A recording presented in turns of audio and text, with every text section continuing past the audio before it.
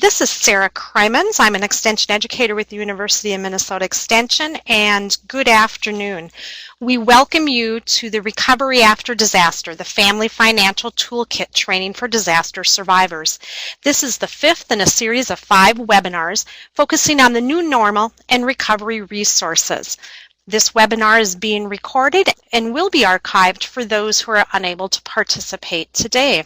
As indicated, my name is Sarah, and I'd like to introduce to you my colleagues and webinar production team members, Lori Hendrickson and Becky Hagen-Jokela.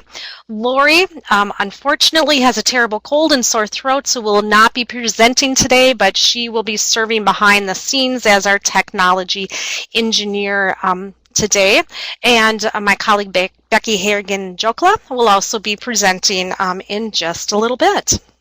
Those of you who have participated in any of the previous webinars have seen this map, which depicts the large number of billion-dollar weather or climate disasters from 1980 to 2011. The second map shows that in 2012, there were 11 weather and climate disaster events with losses exceeding $1 billion each across the United States.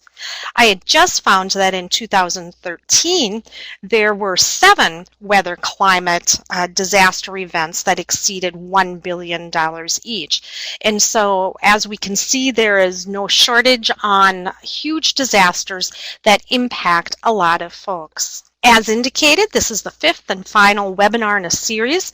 The first 4 webinars are archived on our University of Minnesota Extension website, listed down there on the bottom of the slide.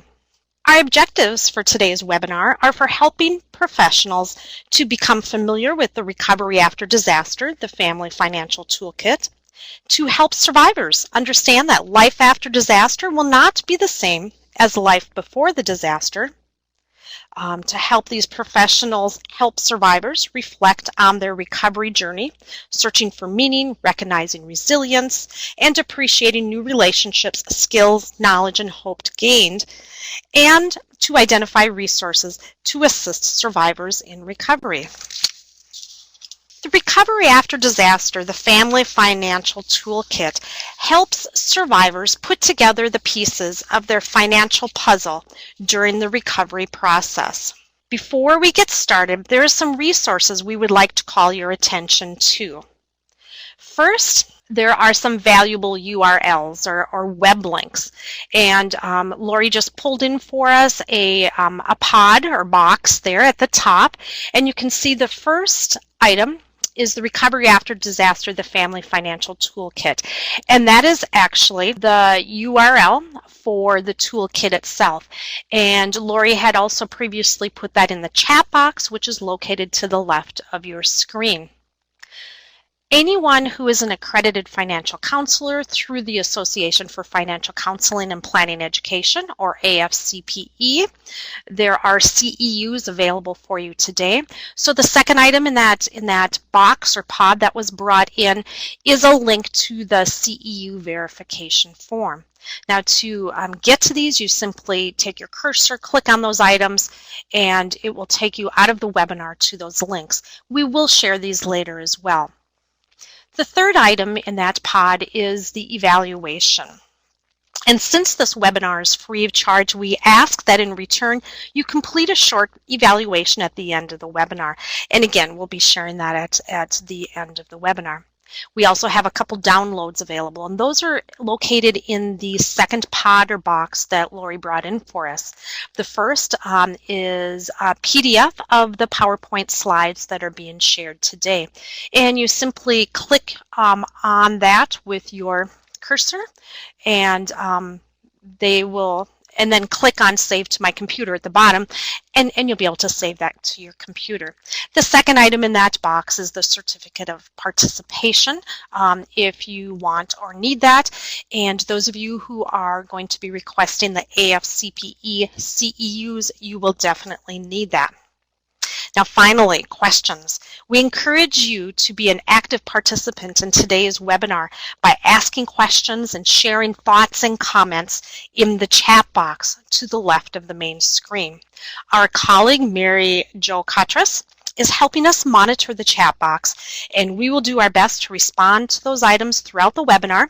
And if we're unable to get to all of the comments, we will do our best to share responses following the webinar. Now we would like to get to know who is on the webinar through a few polls. And so first of all, thank you, Lori, for pulling in that chat pod. So as a professional, which disasters have you worked? You can go ahead and click on as many as you have worked, so you can choose more than one answer. Great, looks like lots of people are responding. Indicates we have 47 participants today, so I'm going to wait just a minute while more folks have an opportunity to respond. Right, it looks like almost half of the participants have responded to the poll, and to respond you simply click on the box of the disaster you have worked, and again you can click on as many as possible or as many that apply to you. All right, it looks like most folks have participated in floods and helped with those, and pretty much a even response with tornadoes, hurricane, and wildfire. Now, if you did indicate other, go ahead and put in the chat box what other types of disasters you have worked with, as we are curious what those might be. So if you've indicated other, go ahead and put those in the chat box. Thank you for responding to that poll. Now we have another poll here. What type of organization do you represent in disaster?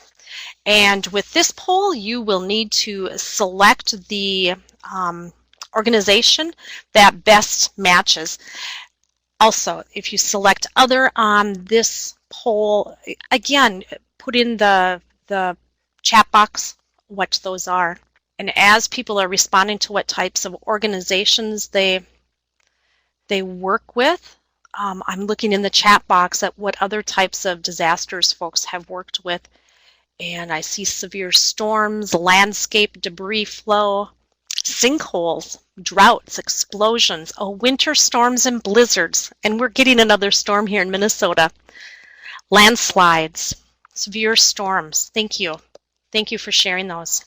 All right, when we look at the organizations that folks have worked with, Lori, could we bring that back in for just a minute? Perhaps not. Okay. Well, we had quite a cross-section of organizations or agencies that folks worked with, and I see that someone indicated other as a credit union there. All right. Thank you for sharing on that one. With the disaster, a recovery after disaster, the Family Financial Toolkit was developed after we conducted a research project here at the University of Minnesota Extension with flood survivors. In addition, we reviewed existing financial recovery guides and conducted a focus group with disaster recovery professionals. We received some funding from the National Institute for Food and Agriculture, and then the toolkit was reviewed by professionals nationally and piloted with survivors. The toolkit was designed to be flexible. It is usable, consumable, customizable, and accessible. States can customize the toolkit for their location, specifically the resource section, which we're covering today. If you are interested in having the toolkit customized, definitely let us know, and we will share that process with you. The toolkit is comprised of 9 units. Today we will focus on Unit 8, the new normal, and Unit 9, disaster recovery resources for families. All right, we've got one more poll here at the beginning of the webinar. We're going to pull that in. And so we are curious how familiar you are with the Recovery After Disaster, the Family Financial Toolkit. Have you seen and used the toolkit extensively? Have you seen and used the toolkit some? Have you seen but not used it? Or have you never seen or used the toolkit? So go ahead and select the response that makes the most sense for you. All right, it seems like most folks have seen the toolkit but have not used it. Well, you are one of the target audiences that we want to reach, so we are pleased to have you on the webinar today. And again, we're pleased that you've seen it, and we will be covering the last couple chapters. So remember also that the first several webinars, the first 4, are located on our website, so you can access those and learn more about that. Thank you. The New Normal unit will help consumers explore how their financial recovery puzzle is coming together and what they may need to do to complete it. The Resources unit offers additional resources that may help you work with survivors during disaster recovery. When we look at the new normal, the question that we pose to folks is, how is that financial recovery puzzle coming along? And getting to that new reality or new normal will take some time. And this section reminds survivors that financial recovery does take time, and it refers them back to previous units in the toolkit to review those if they are encountering roadblocks in their financial recovery. This limerick encompasses the feelings that survivors may have with all of the decisions that need to be made during the recovery process. And they may be experiencing some paralysis in making decisions. And then hopefully, eventually, they will envision what is possible when they move forward. Getting to the new normal will definitely take time. We have heard survivors refer to life as BD, before disaster, and AD, after disaster. Survivors may find that there are many positive aspects of the new normal. Definitely, life will never be quite the same, but they can find a new normal, or as we like to say, a new reality. This section again reminds survivors that financial recovery takes time, and again refers them to which units to go back and review if they encounter roadblocks in their financial recovery. Now we're going to hear some audio from a survivor who shares about their new normal or new reality. It'll never be the same. Never be the same. And I think a lot of people think that it will be the same. You know, that they can get back to the same. And no matter what, it's going to be a different normal. And I think that's pertinent. The new normal will be different for survivors, and that can be a difficult realization for folks. Helping individuals and families recognize the strengths and the resilience they have helps them get through difficult situations. So we're going to listen to another survivor's story. I think our family is stronger. I always think in my head, my husband and I are going through this in the first 6 years of our marriage. We're going to be set from now on. We can do this. I thought that almost daily. So if we're going through these trials right now, we're going to be okay later. Recognizing strength and resilience is important, and it's something that individuals can be proud of because it helps them move forward. We want to share with you a video clip this time from a new resource that will be available this summer for use with disaster professionals and survivors. This clip is from one of 6 videos that enhances the Family Financial Toolkit and helps survivors better understand the financial recovery process. We thought that this video clip on resilience was important to share in this webinar while introducing you to the new resource. So we'll take a look at it now. Searching for meaning in a disaster may not be easy to do, but being able to recognize positives in the midst of disaster may provide you the ability to move forward in your recovery efforts. It's important because we are people with souls. We are people of depth. And we can't just go from being hit by a tragedy and not process that. If we're going to be capable and responsible and caring individuals for the future, then we have to make sense out of our world. And when the world has been taken apart by a disaster or multiple disasters for some, then I think we can become fragmented and unwhole. When you face something like that and you come up on the other side, you know that you have the fortitude to be able to do that, and And in life, you're going to have curves like that all the time. And so I think that that's one of the meanings that I got out of it for myself. Is like, you know what, we can do this. We can stay here. We can survive through it and be better prepared for the next thing. Hopefully it's not another disaster. In our case, it has been, but there's been other things in life that have come our way that we just, I think, take that same persistence and that same can-do attitude to that as well.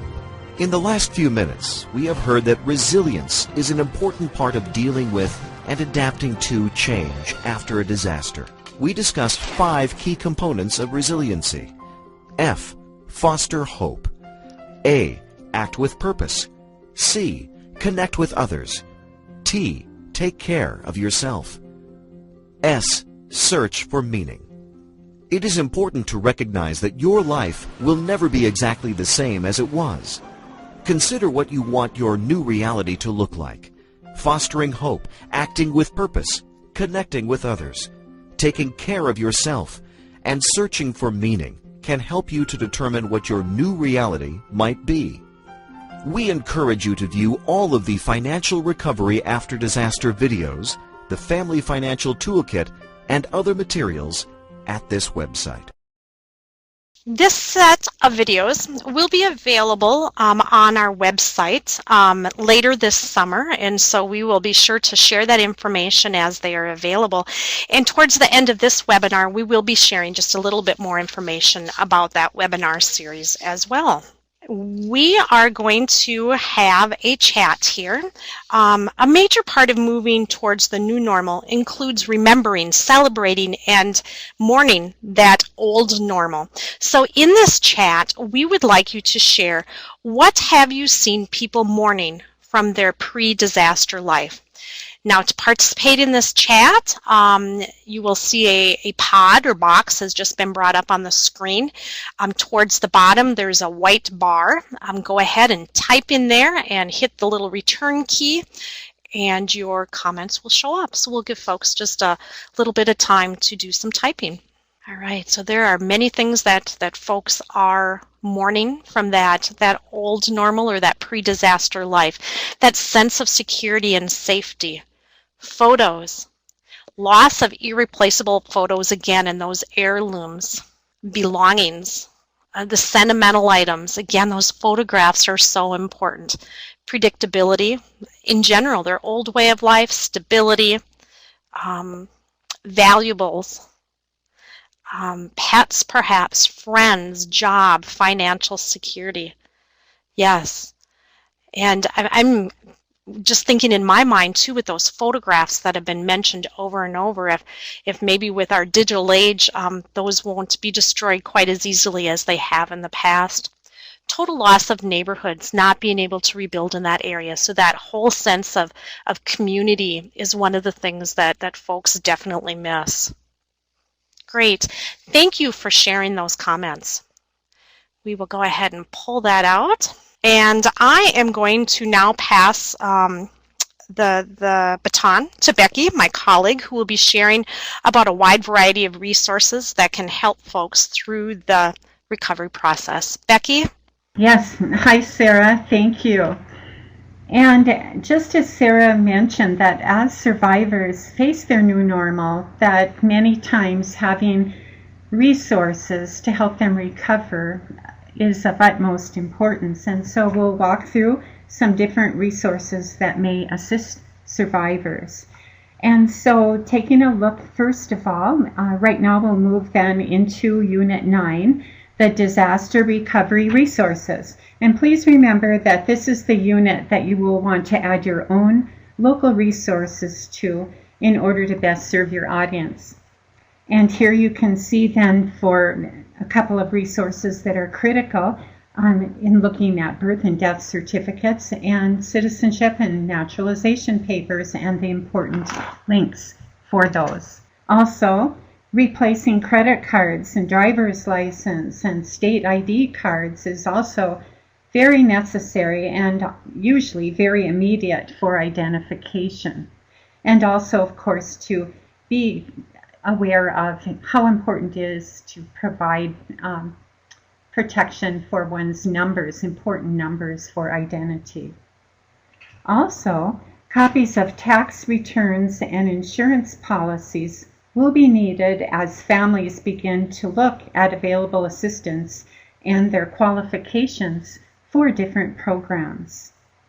And to also take a moment to remember that our status before the disaster is also very important, and that in preparation for a future life crisis, that certainly having our papers in order can be of assistance when disasters do occur.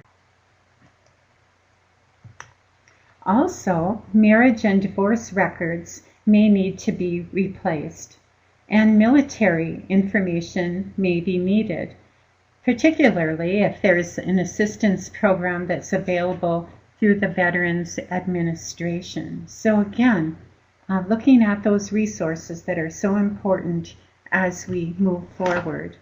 Passports may not be an immediate concern, but certainly the mortgage papers and property deeds for a home are necessary documents to identify ownership. And here it's important also to take a look at the time that one might need in order to replace a document. And we've all heard stories about passports and how it varies so much. So again, taking that time to think and to consider the time in replacing documents. Social Security cards are also a necessary piece of identification that may need to be replaced. And here again, looking at the importance of protecting our personal numbers and keeping them in a safe place if possible. And perhaps a family has savings bond that could assist them in some of the disaster recovery costs. So taking that time to think of the resources that are needed and ones that we already have access to. You see here information related to vehicle titles, important particularly if a car has been damaged in the disaster. Also important would be to locate wills if needed. Disaster recovery resources are available for families at the local, state, and national levels. And again, this last list is for state-specific resources that survivors may desire to explore. And your state's resource list can be added to the Recovery After Disaster Family Financial Toolkit website for ease of access by survivors from your state.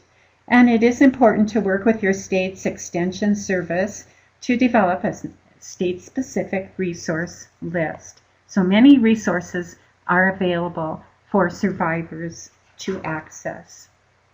You may not be aware, or you may be aware of your state's cooperative extension resources. And a little bit about that, the Cooperative Extension Service was created by the Congress out of concern for the education of the average citizen. Back in 1862, Congress provided for a university in each state, and these are known as land-grant universities. And a question, do you know the land-grant university in your state? These universities were to conduct research and provide education to the people in agriculture, home economics, mechanical arts, and other practical subjects. And back in 1914, the Cooperative Extension Service was established at each of these universities as a way to take the research and education out to the people in each state.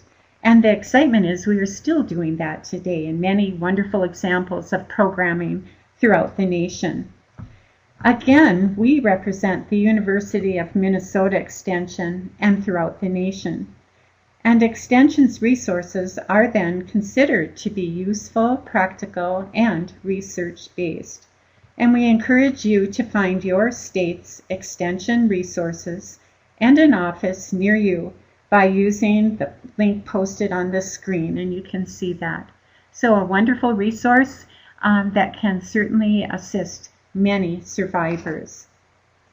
Another trustworthy source of information is the internet resource called e-Extension. And e-extension was developed in 2004 and launched in 2008 to offer a coordinated internet-based informational system where consumers have round-the-clock access to trustworthy and balanced information on a wide variety of topics. And e-extension is an interactive online learning environment delivering the best, most researched knowledge from the smartest land-grant university minds across America. And also a little bit more about e-extension. It's a national internet-based educational network that complements the community-based cooperative extension system with 24/7, 365 availability. E-extension engages audiences in a variety of ways, and some of the basic formats include news articles, bank of frequently asked questions, Ask the Expert, learning modules, calendar of extension events, online learning opportunities, and multiple social media environments. E-extension also has resources from state extension programs across the nation, and there you see the web link there for that. Here's another exciting resource that I just found out about not too long ago, and I thought it was really a fun one to use in that it can help you access information so quickly. And if you've been with us for the last 4 webinars, you will remember that our colleague Lori Sharmer from North Dakota State University Extension shared this phone app with us.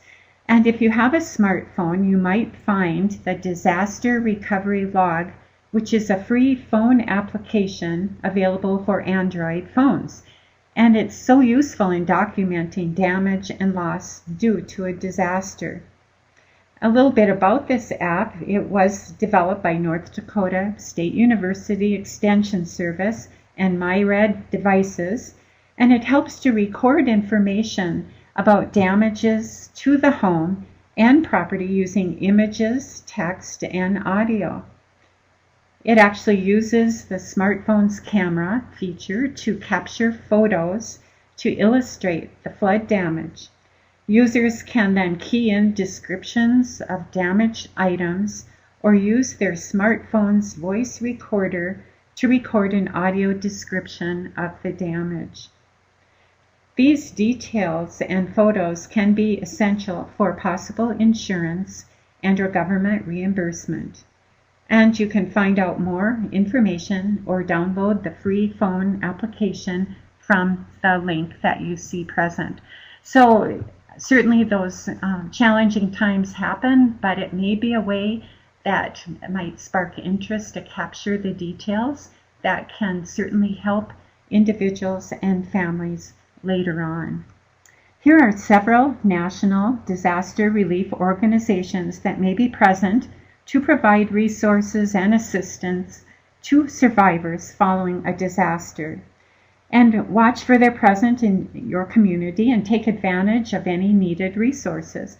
Some examples of assistance offered may include relief and recovery services, emergency food and shelter, financial assistance, counseling, etc. So they vary in what they offer, but certainly very important to be aware of. Sometimes people feel that they need extra support for various reasons. People may need help if thinking about suicide, and the 2 links that you see have information where one could contact the nearest available suicide and mental health service providers, so for prevention. The emotional support can be offered, crisis intervention, as well as suicide prevention services. It is important to note if someone is depressed, despairing, going through hard times, etc. It provides an opportunity to discuss some of the life issues and receive that extra support if needed. So certainly in times of stress and crisis, anyway in life, but in light of disaster, certainly sometimes that can be compounded. And here are two excellent resources that can be of assistance. Agricultural resources are also available, and they offer assistance to farmers and ranchers and rural communities, as well as many other community links. Another very important resource. Here you will find information to assist survivors as they determine needs and identify resources they may be eligible for. Examples may include public health care, child care, tax credits, food support, energy assistance, housing, etc., even counseling from some of the resources. So again, another link that could be there to support individuals and families. During the recovery process, survivors are sometimes target for fraud, scams, and identity theft. And it's important to know about consumer education and protection informational resources to protect survivors. And here you see some of the resources that are listed for that purpose. Sometimes this, unfortunately, is a right time for individuals to become a part of a fraud or a scam, and certainly having extra knowledge of just awareness and protection possibilities is very important. Also, there are employment and unemployment resources which can provide support for survivors. And some examples here may include a national informational and referral search service regarding food, housing, employment, healthcare, counseling, etc. So again, a very rich resource to assist. As survivors work towards financial recovery, many financial management resources are available for managing money. It is important to know where money is being spent and to have a plan. Always, of course, in the ideal world, but especially in times of crisis and many aspects of life change, it's critical to take that time to think about money management. And here are some additional resources for financial management. Again, important always, but especially in times of change. In regard to looking at debt, debt can be overwhelming at any point in one's life, but especially for those with extra stress and life changes, and especially for survivors. Many unknowns and many decisions financially to be made. It is essential to consider then the debt situation before a crisis, ideally, but especially after, and assistance is available. It is important to seek out those professionals that are approved and credible. It's essential to deal with trustworthy sources. Here are additional debt management resources for survivors. And again, very important to take the time to think through one's financial situation and the total amount of debt in one's life. Know what you are dealing with. In looking towards the future, survivors may be interested in investment resources as they rebuild and put their pieces together. And again, here you see some excellent resources that can help answer many questions in regard to investment and planning for future years. Taking care of ourselves is very important always, but especially in times of stress and major life changes. Survivors may access many food and nutrition resources to help enhance healthy lifestyles. So in times of stress and crisis, to never forget how important it is to take care of ourselves. Survivors may need housing resources as their homes may not be livable. And if some of you remember from our past webinars, we had an individual whose name was Trudy who shared in an interview about her home situation and the need to seek shelter. And certainly a lot of decisions that are in that area of housing that answers can be found. And here are some, again, important resources that can help in that process. Immigration and human rights information is also available for anyone who needs assistance in this area. And sometimes, of course, in times of disasters, survivors may need to replace important documents, as we've talked about. And again, to think of the time involved in that and resources to help meet their needs. Survivors may also need legal and military resources to answer questions or obtain education, information, and resources, referrals, and counseling. And again, here are some links for that, very important to help support individuals and families. Parenting and family education resources are also available for survivors. And just to re-mention again how stress affects everyone, but everyone differently. And there can be times that can be totally overwhelming for survivors. And not to forget that children are also affected and that resources are then available to help support all of us, and including pets, and not to forget our home environments. Survivors may also need tax assistance.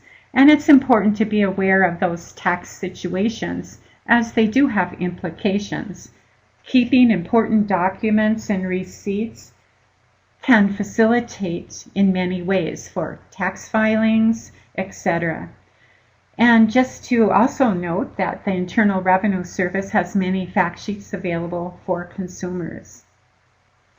And I just wanted to mention that, talking about disasters and such, I'm sitting here right as a snowstorm in northern Minnesota is kicking in this afternoon. So amazing. The snow piles were about my height, 5'7", melting. We could see around them, and now we're rebuilding those snow piles. But just to note that spring is Thursday, right? And with that, I'll pass it on to my colleague, Sarah. Thank you, Becky, for sharing information on all of those important resources. We're going to pull in another chat here, and we would like folks, participants, to share if they know of additional resources that would be helpful to disaster survivors as they work through the recovery process. We are sure that we have missed some valuable things that would be helpful to folks, and I see people are typing away. Oh, friends and family, for sure, Sue. Those are the backbone of the support system for survivors. Thank you. The Consumer Survivor Network of Minnesota, and NAMI, someone help me out. The National Association of, please help me with that one.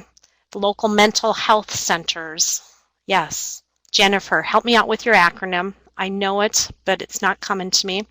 Army Emergency Relief for Military, retirees and families. Yes, thank you, Lisa. The military has a lot of resources, and they take care of their own, for sure. And Shirley, you're from the Navy. Great. Thank you, Jennifer, the National Alliance on Mental Illness. Excellent. I see a few more folks are typing. Yes, most states and cities have the 211 informational system, which is a great place to get referrals and find more information. And yes, Tom, the faith-based organizations play a huge role in the disaster recovery. Thank you for sharing those. And I'm sure there's many others that we haven't touched upon, but I appreciate your input on those. One additional resource I would like to share is the Disaster Recovery Resource Fair.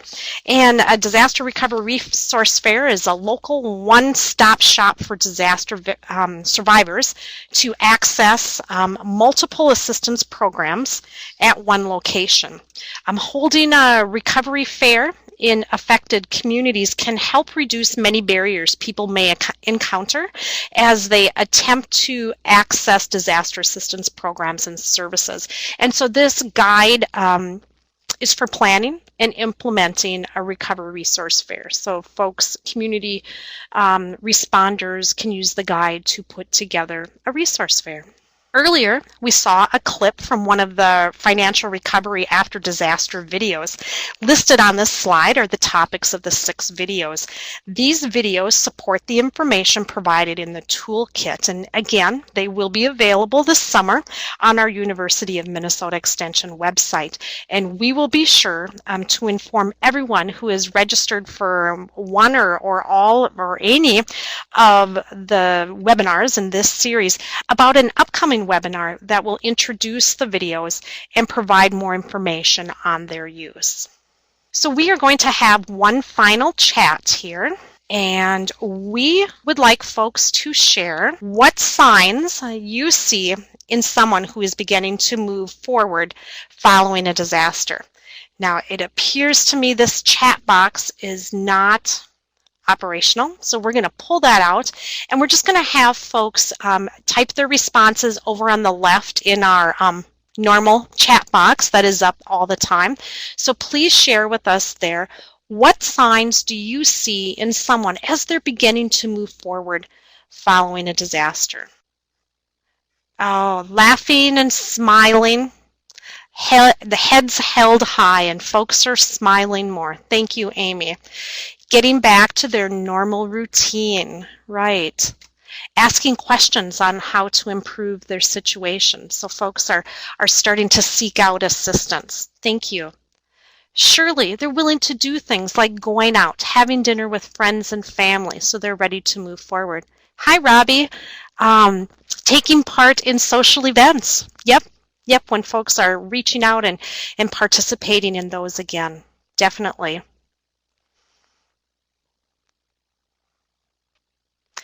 Going to give it just another minute in case anyone else is typing. It seems like the consensus is that when folks are moving forward, continuing that social life and smiling and laughing, and when they're helping others affected by the disaster. Thank you, Kathy. Yes. Thank you to everyone for those thoughts and ideas. We are going to listen to another audio, no video, but just an audio from another survivor about how one eventually needs to start moving forward to that new reality. So here it is. You can't change history. You can't back up. You can't say, I wish it never. It did happen. What are you going to do about it? Sit and mope and cry? Well, okay, for so long, but let's get going.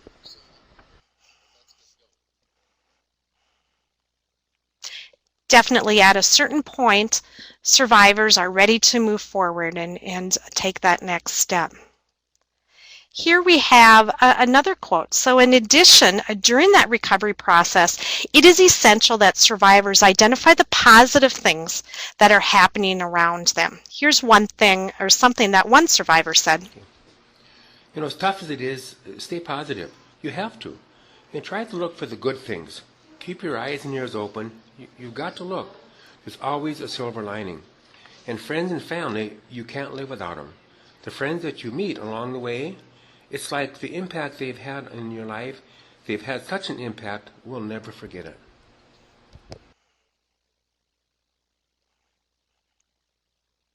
This survivor mentioned the friends and the family and looking for those positive things around them, which is so important.